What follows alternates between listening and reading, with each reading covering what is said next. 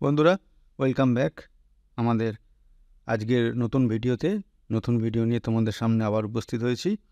গত এপিসোডে আমরা করেছিলাম বাস কি, বাস কাকে বলে, কত রকমের বাস হয় এবং তাদের কি ফাংশন বা কীরকমভাবে নিজেদের মধ্যে কাজ করে। আজকে সেই বাসের ওপরই করাবো, কিন্তু আরেকটু ডিটেলসে করাবো বা আরেকটু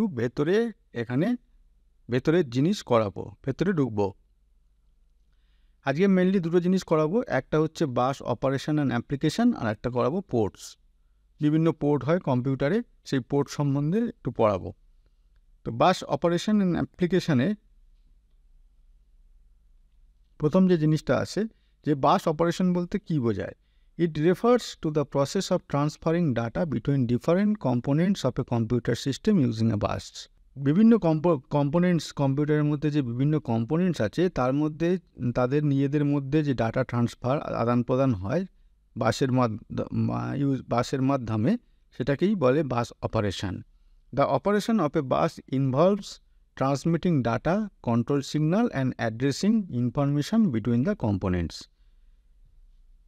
বাসের যে অপারেশনটা, সেটা কি কি কাজে যুক্ত থাকে বা কি কি কাজ করে থাকে, যে ডাটা ট্রান্সমিট করে, কন্ট্রোল সিগন্যাল ট্রান্সমিট করে এবং অ্যাড্রেস আদান প্রদানের জন্য ব্যবহার হয়। অ্যাড্রেস আদান প্রদান বলাটা ভুল, অ্যাড্রেস দিয়ে প্রসেসর থেকে অ্যাড্রেস দিয়ে কোনো লোকেশানে ডাটা ট্রান্সফার করা হয়। একটা চিঠি যখন আমরা যদি আগে, এখন তো চিঠি লেখা হয় না, আগের দিনে যখন চিঠি লিখলাম, চিঠিতে কী কী থাকতো? একটা থাকতো অ্যাড্রেস, মানে কোথায় পাঠাচ্ছি সেখানে, তারপরে থাকতো চিঠির বিষয়বস্তু। আর একটা যেটা থাকতো সেটা হচ্ছে আর্জেন্ট, ভেরি ভেরি আর্জেন্ট বা পার্সোনাল, এইসবগুলো। তাহলে এবং কার মাধ্যমে পাঠাচ্ছি, না পোস্ট অফিসের মাধ্যমে পাঠাচ্ছি বা কুরিয়ারের মাধ্যমে পাঠাচ্ছি। তাহলে বাসটা এখানে কুরিয়ার বা পোস্ট অফিস, তারা বাসের ভূমিকাটা পালন করলো। আর অ্যাড্রেস যেটা চিঠিতে লেখা হয়, আর ডাটাটা যেটা চিঠির বিষয়বস্তু, সেইটা লেখা হয়। এবার কন্ট্রোল সিগন্যালটা কী হয়? ধরো কেউ চিঠিতে যার নাম লেখা রয়েছে, মানে যাকে উদ্দেশ্য করে পাঠাচ্ছি, সেই চিঠির উপর লেখা আছে পার্সোনাল বা আর্জেন্ট, তাহলে চিঠিটা তাকেই একমাত্র শুধু দেওয়া হবে, তার হাতেই একমাত্র দেওয়া হবে, অন্য কারোর হাতে দেওয়া হবে না। তারপরে মনে করো রেজিস্টার্ড পোস্ট আছে, স্পিড পোস্ট আছে, এমন চিঠি পাঠানোর আবার অনেক রকম ভাগ আছে। তো এইরকম এটা যেটা ব্যাপার, এখানেও ঠিক ডাটার ক্ষেত্রেও ঠিক সেই রকম।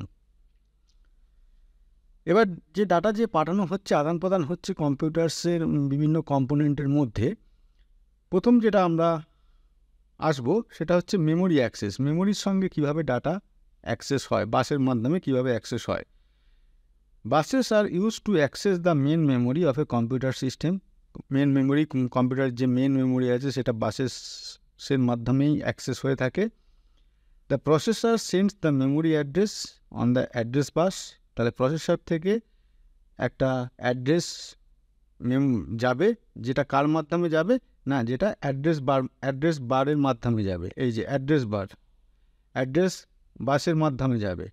আর and the memory data is transferred on the data bus. আর একটা আছে ডাটা, সেটা ডাটা বাসের মধ্যে যাবে। যেহেতু আলাদা আলাদা করে ভাগ করে দেওয়া আছে, তার ফলে সুবিধে হচ্ছে, এখানে প্রসেসর অ্যাড্রেস বাসে অ্যাড্রেসটা ঠেলে দিল, ডাটা বাসে ডাটাটা ঠেলে দিল, পাঠালো আর কি।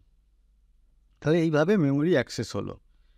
এবারে আসবে আইও অপারেশন। আইও অপারেশনের করতে গেলে কিভাবে হয়, না buses are use to input output operation to communicate with peripheral devices such as keyboard, mouse, printers, network cards. IO অপারেশনের ক্ষেত্রে যে বাসগুলো ইউজ হয়, সেখানে আইও ডিভাইসেস যেগুলো আছে বা পেরিফেরাল ডিভাইসেস যেগুলো আছে, যেমন ধরো কিবোর্ড, মাউস, প্রিন্টার, নেটওয়ার্ক, সেই ধরনের তাদের সঙ্গে কমিউনিকেশনের জন্য এই আইও বাস বা আইও অপারেশন হয়ে থাকে।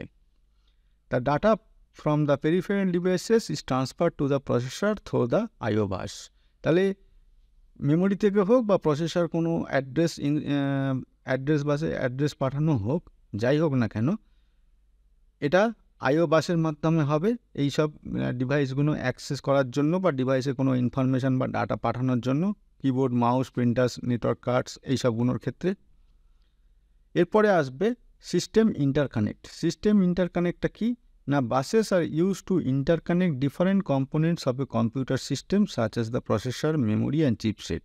তাহলে কিছু কিছু বাস পাওয়া যাবে যেগুলো প্রসেসর, মেমোরি, চিপসেট এদের মধ্যে যোগাযোগ ইন্টারকানেক্ট করে রাখে, নিজেদের মধ্যে যোগাযোগ করে রাখে।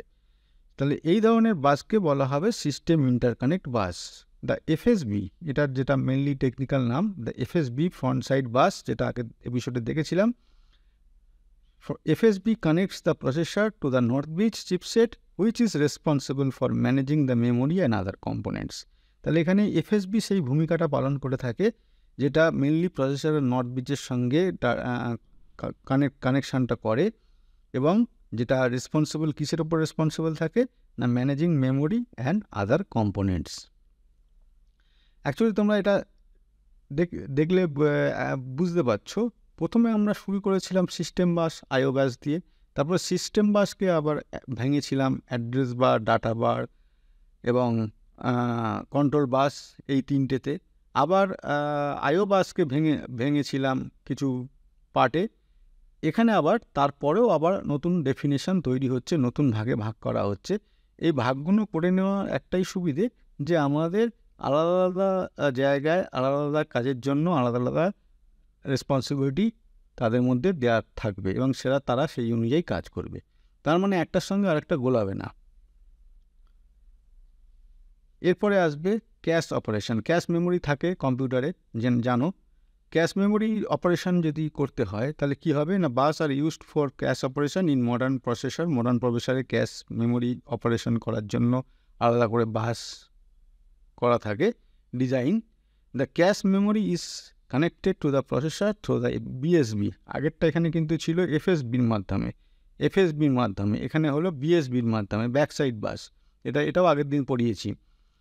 which provides a high-speed pathway for communication between the processor and the cache memory. Processor এবং ক্যাশ মেমোরির মধ্যে যদি কমিউনিকেশন করতে হয় তাহলে বিএসবির মাধ্যমে হয় এবং এটা হাই স্পিড পাথওয়ে হিসেবে গণ্য হয় ফর কমিউনিকেশন। এরপরে যেটা আসবে বাস ব্রিজ। বাস ব্রিজটা কি? Buses R used for connecting different computer system or network. আলাদা আলাদা কম্পিউটার সিস্টেম বা আলাদা আলাদা নেটওয়ার্ক যদি করতে হয় তার জন্য যে বাসটা ইউজ করা হয় বা ডিজাইন করা হয় সেটাকে বলা হয় bus bridge. Bus bridges are use to connect different buses, enables communication between the different system or networks. প্রত্যেকটা আলাদা আলাদা সিস্টেম বা আলাদা আলাদা নেটওয়ার্ক একটা কমন বাসের মাধ্যমে কমিউনিকেশন করে, একটা সিস্টেমের সঙ্গে একটা সিস্টেম, একটা নেটওয়ার্কিংয়ের সঙ্গে আর একটা নেটওয়ার্কিং। সেগুলো যে বাসের মাধ্যমে কমিউনিকেট হয় সেটাকে বলা হয় বাস ব্রিজ। এই টার্মগুলো ক্লিয়ার করে রাখবে, কারণ ভবিষ্যতে প্রসঙ্গক্রমে এই টার্মগুলো আসবে, তখন যেন না ভুলে যাও। তাহলে তখন ভুলে গেলে সেই জায়গার যে প্রসঙ্গক্রমে এসছে সেই ব্যাপারটা তখন কিন্তু ক্লিয়ার হবে না। সেই জন্য এই যতগুলো আছে IO operation, system interconnect, cache operation, bus bridge, এগুলো সব কিন্তু আইডিয়াগুলো ক্লিয়ার করে রাখবে। ছোট ছোট হিসেবে আমরা বেশি জটিল করে বলিনি এখানে, ছোট ছোট পয়েন্টে, একটা দুটো পয়েন্টে বোঝা যায়, জানা যায় জিনিসটা সম্বন্ধে, সেই রকমভাবে বলছি যাতে তোমাদের ছোটোর ওপর আইডিয়াটা ক্লিয়ার থাকে। আর লাস্ট যেটা এখানে পড়াবো সেটা হচ্ছে বাস আরবিট্রেশন। আরবিট্রেশন মানে কার মাধ্যমে হয় বা কার দায়িত্বে হয়। Buses are use to manage sharing of resources between different components of a computer system. কিছু কিছু বাস আছে যেগুলো হচ্ছে রিসোর্স শেয়ারিং করে, ঠিক আছে, মধ্যস্থতা করে। কিছু কিছু বাস আছে মধ্যস্থতা। কী মধ্যস্থতা? আমি এর সঙ্গেও কিছুটা পার্ট আছি, ওর সঙ্গেও কিছুটা পার্ট আছি। সেই জন্য বলেছে sharing of resources between different components of a computer system. Bus arbitration is the process of managing access to the bus when multiple components R requesting access at the same time. ঠিক আছে, একই সঙ্গে অনেক component যদি সবারই একসঙ্গে কাজ পড়ে যায়। মনে করো একটা কিছু গ্রুপে 4 জন আছে, সেই 4 জনের এমনভাবে রোটেশন ওয়াইজ কাজ আছে। কখনো এ করলে 3 জন, বাকি 3 জন বসে থাকবে, কখনো ও করলে বাকি আর 3 জন বসে থাকবে, এরকমভাবে। এবং হতে পারে কোনো সময় যে একসঙ্গে সবারই কাজ এসে গেল। ট্রাফিক পুলিশ 4 জন মোড়ের মাথায় ট্রাফিক কন্ট্রোল করছে, এখন একজন করছে, বাকি 3 জন বসে আছে, আবার কিছুক্ষণ পর আরেকজন করছে, বাকি 3 জন বসে আছে, এরকমভাবে চলছে। কিন্তু এক সময় হলো কোনো ভিআইপি যাচ্ছে বা সেই রাস্তাটা খুব ট্রাফিক হয়ে গেল, তখন দেখা গেল 4 জনই নেমে পড়েছে কাজে। ঠিক এখানেও ঠিক তেমনি, এরকম যখন যে মাল্টিপল কম্পোনেন্টসের সঙ্গে মাল্টিপল কম্পোনেন্টসের কাছ থেকে একই সময় যদি এখানে রিকোয়েস্ট আসতে থাকে, রিকোয়েস্ট মানে হয় সে ডাটা পাঠাবে বা পাঠাবে অথবা নেবে, কন্ট্রোল সিগন্যাল আছে, এইসবগুলো হতে থাকে, তখন কি হয়, বাস আরবিট্রেশন হয়, মানে বাসটা শেয়ারিং হয়। মধ্যস্থতা, কিছু কিছু বাস মধ্যস্থতা ভূমিকা পালন করে, মানে আমি ওর হয়ে কাজটা করে দিলাম, এর হয়ে কাজটা করে দিলাম, এরকম। The is the process of managing access to the bus.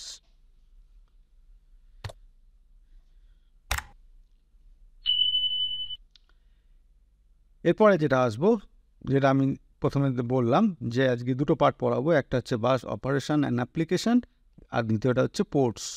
এই পোর্টস আমরা কম্পিউটারে জানি বিভিন্ন পোর্ট হয়, সেই পোর্টের কাজটা অলরেডি আমরা পড়ানো হয়ে গেছে, তবু আর একবার করে এখানে রিভাইস দিয়ে দিই। An IO port is a communication channel that allows the exchange of data between a computer and external devices of peripherals. এটা অলরেডি বলা হয়ে গেছে এগুলো, যে ডাটা কমিউনিকেশনের ক্ষেত্রে যেগুলো external device, printer, scanner, keyboard, তাদের সঙ্গে ডাটা কমিউনিকেশনের ক্ষেত্রে আইও পোর্ট ইউজ হয়। IO port are use to connect devices such as keyboard, mouse, printer, scanner, এগুলো বলা হয়ে গেছে যে আইও পোর্ট মানে কোনগুলোকে বোঝায় এবং কাদের সঙ্গে এগুলো কমিউনিকেট করে। External storage device to computer system হয়ে গেছে। Each IO port has a unique address or identifier.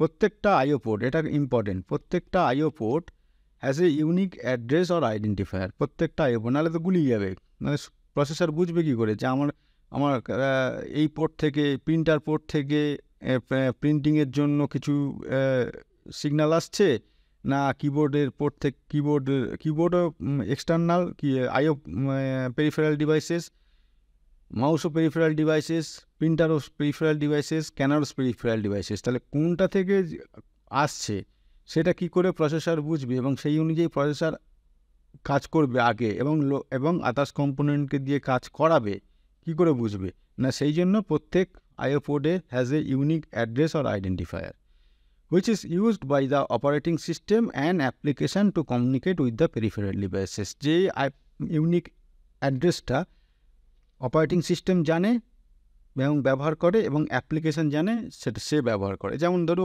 Application মানে ধরো অফিস ওয়ার্ড, আমরা ওয়ার্ড থেকে কোনো প্রিন্ট দেবো, তাহলে ওয়ার্ড জানলো যে আমি প্রিন্ট যেটা দিচ্ছি, তাহলে প্রিন্টারের জন্য যে আইও পোর্ট ইউজ হচ্ছে তার ইউনিক অ্যাড্রেসটা কী, অপারেটিং সিস্টেম জানবে, তাহলে অ্যাপ্লিকেশান থেকে অপারেটিং সিস্টেমে যাবে, অপারেটিং সিস্টেম থেকে প্রসেসরে যাবে, প্রসেসর সেটা তার ইন্টারনাল যে স্ট্রাকচার আছে, ডিজাইন আছে, সেই অনুযায়ী সে নির্দেশ পাঠাবে যে প্রিন্টার পোর্টে এই ডাটাটাকে পাঠিয়ে প্রিন্ট করাও। ঠিক আছে? The addresses of IO port is usually hexadecimal number, hexadecimal number, and it is mapped to a specific memory location in the computer's memory. এই আইও পোর্টগুলো যতগুলো আছে তাদের প্রত্যেকের যে ইউনিক অ্যাড্রেস আছে সেটা একটা হেক্সাডেসিমাল নাম্বার হয়, এবং সেই নাম্বারটা ম্যাপ করা থাকে মেমোরির পার্টিকুলার লোকেশানে, যাতে যখনই দরকার পড়ে সেই লোকেশান থেকে অ্যাড্রেস নিয়ে সেই লোকেশানে অ্যাড্রেস অনুযায়ী সেখানে ডাটাটা আদান প্রদান করাতে পারে। কম্পিউটার মেমোরিতে এগুলো ম্যাপ করা থাকে। এখানে দেখতে পাচ্ছ কিছু আমি উদাহরণ দিয়েছি, এই যে আইও পোর্টের ইউনিক, যেটা বললাম ইউনিক অ্যাড্রেস হেক্সাডেসিমাল নাম্বার, সেইগুলো এখানে আমি দেখিয়েছি। ঠিক আছে? পাশে দেখতে পাচ্ছ কোনগুলোর এখানে দেওয়া হয়েছে, প্রত্যেকে এরকম আছে। যেমন for example the keyboard users IO port address is 60, ঠিক আছে, 60 এর identifier number. This is known as the base address or the first in the IO range, মানে এই রেঞ্জটা first in the IO range. The entire range for the keyboard is 60-6F, মানে এই যে dash দিয়ে যেগুলো দেখছো, এই যে ড্যাশ দিয়ে যেগুলো আছে, প্রথমে এটা আছে, তারপরে ড্যাশ দিয়ে আছে, সেইগুলো হচ্ছে এখানেও ঠিক তেমনি 60 একটা রেঞ্জ আর -60F, a total of 16 values, a 16 bit range. এইরকমভাবে প্রত্যেকটা পোর্টের একটা করে থাকবে যে unique identifier number, unique address number, আর সেটা হবে হেক্সাডেসিমেলে। এরপরে যেটা করাবো সেটা হচ্ছে types of IO port. IO পোর্টের কত রকম টাইপে হতে পারে বা হয়। প্রথমটা হচ্ছে সিরিয়াল পোর্ট। এটা জানো সবাই। This ports are used for connecting serial devices such as modem, serial mouse, barcode scanner. এগুলো সব সিরিয়াল পোর্টে কানেকশন হয়, মানে ডাটাগুলো এখানে সিরিয়ালি যাবে, মানে ধরো এরকম কম্বিনেশনে পরপর ডাটাগুলো যাবে পোর্ট দিয়ে। আর প্যারালাল হলে কি হবে না, প্যারালাল হলে এরকমভাবে প্যারালালি ডাটা তাই। সিরিয়াল হলে সেকেন্ডে যতগুলো ডাটা বিট এখানে ট্রান্সফার হবে, প্যারালালি হলে 1 সেকেন্ডে তার চেয়ে বেশি হবে। এটার জন্য উদাহরণস্বরূপ যদি বোঝানোর জন্য এটা বলি, এটা হয় না তবু বোঝানোর জন্য এটা বলি। মনে করো এটা যেতে 1 second, 2 second, 3 second, 4 second, 5 second, তার মানে 5টা বিট যেতে 5 সেকেন্ড সময় লাগছে। আর এখানে সেটা 1 সেকেন্ডেই সব কটা বিট, যেহেতু প্যারালালি আছে, সব কটা বিট ট্রান্সফার হয়ে গেল। Parallel ports. These ports are used for connecting parallel devices such as printer and external hard drives. External hard drives O parallel port দিয়ে কানেকশন হয়, প্রিন্টারও parallel port দিয়ে কানেকশন হয়। তারপরে হচ্ছে USB ports. These ports are used for connecting a variety of devices such as keyboard, mouse. এখন serial port parallel পোর্টের চেয়ে USB port এসে যাওয়ার পর থেকে ইউএসবি পোর্ট খুব জনপ্রিয় হয়েছে এবং ইউএসবি পোর্ট ভার্সানও কন্টিনিউ আপগ্রেড হতে থাকছে এবং এটাই বলা যেতে পারে নেক্সট টেকনোলজি হিসেবে থেকে যাবে। তো ইউএসবি এখন সব কিছু ইউএসবি পোর্টে কনভার্ট হয়ে গেছে। প্রিন্টারও ইউএসবি পোর্টে কনভার্ট হয়ে গেছে, স্ক্যানারও ইউএসবি পোর্টে কনভার্ট হয়ে গেছে, মাউস কিবোর্ড তো হয়েইছে। Printer, scanner and external storage devices. USB ports are widely used in modern computer system and are available in different versions such as USB 1.1, USB 2.0, USB 3.0 এবং USB 3.1. এই যে USB 1.1, USB 2.0, USB 3, এই যেগুলো কি, এগুলো আমরা একটু পরেই তোমাদের সামনে ডিটেলসে আসছি। আর কি পোর্ট আছে না, ইথারনেট পোর্ট, এই যে এইটা ইথারনেট পোর্ট দেখতেই পাচ্ছ, এইটা ইথারনেট পোর্ট, যেখানে আমরা ল্যান তারটা কানেকশান করি। This ports are used for connecting a computer system to a local area network or internet. LAN connection এখানে হয়ে থাকে। অডিও পোর্টস, এই যে audio port, this ports are used for connecting audio devices such as headphone, speaker, microphone. Video port, these ports are used for connecting video devices such as monitor, projector, TVs. এইটা হচ্ছে video port বা VGA port, যাই বলো, এখান থেকে video বা VGA বা projector এগুলো কানেকশন হয়। এটা হচ্ছে parallel port, parallel printer port, ঠিক আছে। এটা হচ্ছে সিরিয়াল পোর্ট, এটা PS2 মাউসের পোর্ট। আর এগুলো তো হচ্ছে এগুলো সব ইউএসবি, এগুলো হচ্ছে সব ইউএসবি।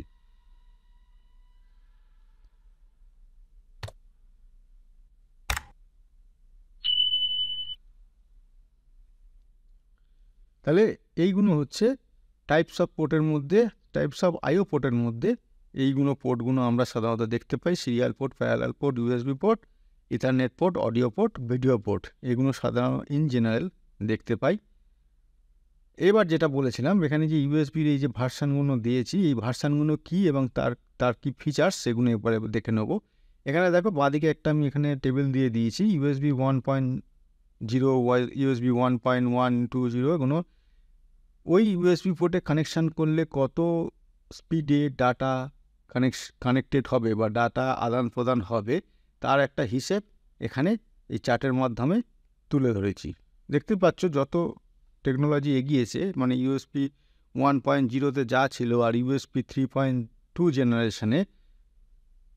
জেনারেশন 2-তে স্পিডের পার্থক্য দেখো কত হয়ে গেছে। এখানে ছিল 1.5 Mbps আর এখানে হয়েছে 10 Gbps।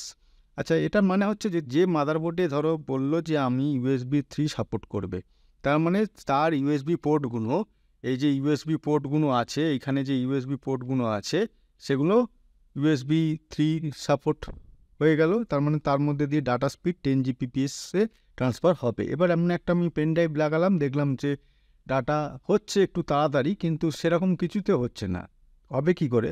যে ইউএসবি যে পেন ড্রাইভটা আমি লাগিয়েছি সেটাও তো সেই ভার্সানে নিতে হবে, লাগাতে হবে।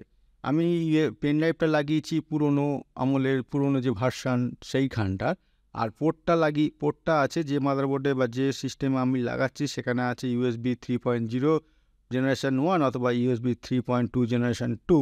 সেখানে কিন্তু ডাটা ঠিক সিঙ্ক্রোনাইজ হবে না, মানে স্পিড হয়তো কিছুটা বাড়বে কিন্তু খুব বেশি পরিমাণে বাড়বে না। আমাকে তার মানে যে পেরিফেরালটা আমি লাগাবো সেই পেরিফেরালটাও কিন্তু সেই লেভেলের ভার্সানে হতে হবে, নাহলে স্পিডের মিসম্যাচ হবে।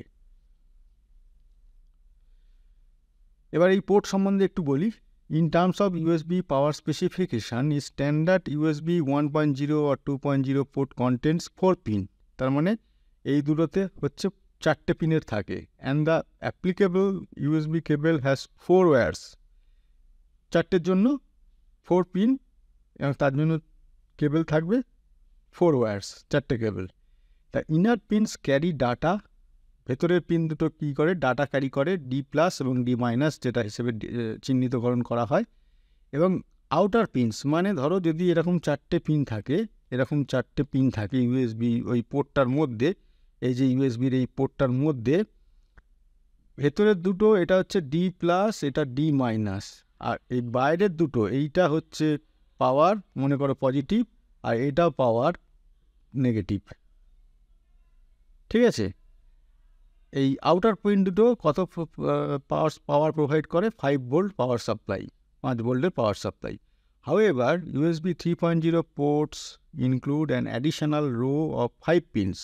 তার মানে এখানে আগেরটাই ছিল 4 pins, এটা হয়ে গেল 5 pins. Therefore, USB 3.0 compatible cables will have 9 wires. তার মানে এখানে ছিল 4টে পিন, 4টে তার, এখানে হলো 5 পিন, 5টা তার, এই 9টা তার। ঠিক আছে? In general, the specification for a USB 1.0 and 2.0 standard downstream port delivers up to 500 milliampere or 0.5 ampere. তার মানে এখান থেকে যে 5 ভোল্টের যে এখানে পাওয়ারটা পাওয়া যায় USB 1 এবং 2তে, সেখানে তার কারেন্টটা থাকে ম্যাক্সিমাম 500 মিলিঅ্যাম্পিয়ার অথবা 0.5 ampere. Also with a USB 3.0 it can provide up to 900 milliampere, 900 milliampere or 1000 দিয়ে ভাগ করলে 0.9 ampere, which translates into 4.5 watts. তার মানে ওয়াটেজটাও বেড়ে গেল, ন্যাচারালি কারেন্ট বাড়লে ওয়াটেজও বেড়ে যাবে, 4.5 ওয়াট হয়ে গেল। These power output specification are a rating based on 5 volts from each standard output. However, the USB 3.0 dedicated charging and charging downstream ports provide up to 1005 ampere, 1500 milliampere or 1.5 ampere. মানে এখানে যেমন এটা ছিল 4.5 ওয়াটস, সেটা বেড়ে হয়ে গেল 1.5 অ্যাম্পিয়ার। যেহেতু পাওয়ার কারেন্টটা বাড়লো, সেটা বেড়ে হয়ে গেল 7.5 ওয়াটস। তার মানে যত ইউএসবির ভার্সান বেড়েছে তত এর পাওয়ারও বেড়েছে, তত এর ওয়াটেজও বেড়েছে।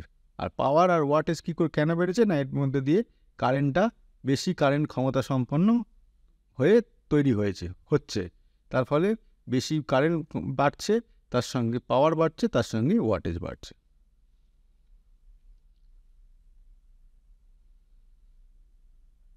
And last,